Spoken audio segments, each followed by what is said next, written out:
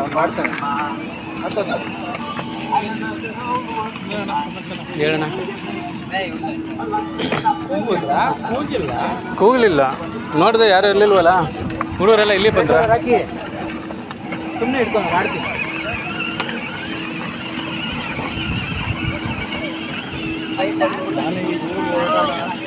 ಹೌದಾ? ಜಾತ್ರೆ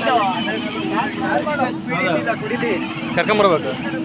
ಬೆಳಗ್ಗೆ ಕರ್ಕೊಂಬರ್ತೀನಿ. ಅಷ್ಟೇ, ಸಂಜೆ ಹೋಗೋದು ವೆಯ್ಟ್ ಮೇಲೆ ಡಿಪೆಂಡ್ ಆಗುತ್ತೆ.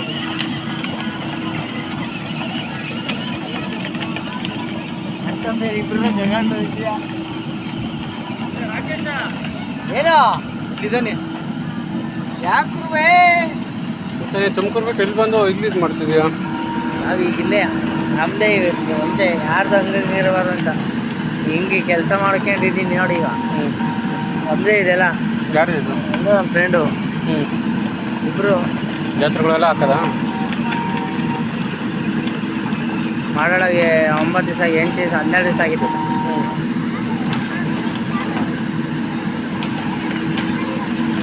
ಗುಂಡೆ ಲೈಟ್ ಆದ್ ಮಾಡೋಣ.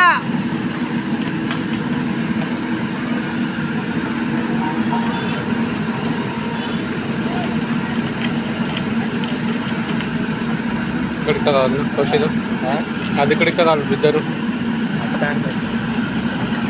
ಈ ಸಾಂಬಾರು ಇಟ್ಲಾಗೆ ಅವ್ನು ತರ್ಬೇಕಾ ನೀನು ತರ್ಬೇಕು?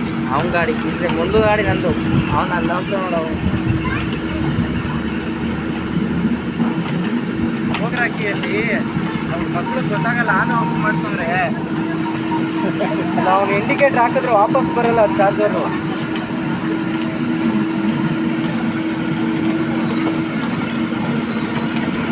ಲೈಟ್ ಹಾಕೊಂಡ್ರೆ ಬಿಡುವಲ್ಲ.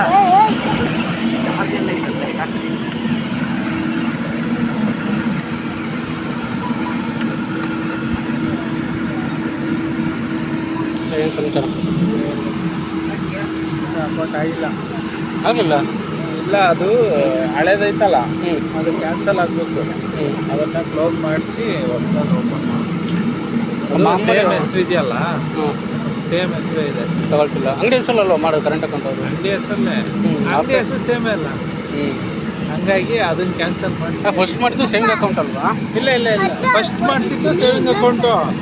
ಇದಕ್ಕಿಂತ ಮುಂಚೆ ಕರೆಂಟ್ ಅಕೌಂಟ್ ಆಗಿತ್ತಲ್ಲ. ಬೇಡ, ಒಂದೊಂದೇ ಅಂಗಡಿ ಹೆಸರಲ್ಲಿ ಮೊದಲು ಅಕೌಂಟ್ ಆಗಿತ್ತಲ್ಲ, ಅವಾಗ ನಮ್ಮ ಅತ್ತೆ ಹೆಸರಲ್ಲಿತ್ತು. ಈಗ ನನ್ನ ಹೆಸರು ಸೇವ್ ಮಾಡಿದಾರಾ?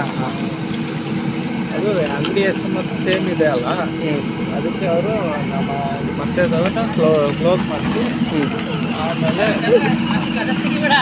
ಡೋರ್ ತೆಗಿಬೇಡ, ಸುಮ್ಮನೆ ಗೊತ್ತಾ ಊರಲ್ಲಿ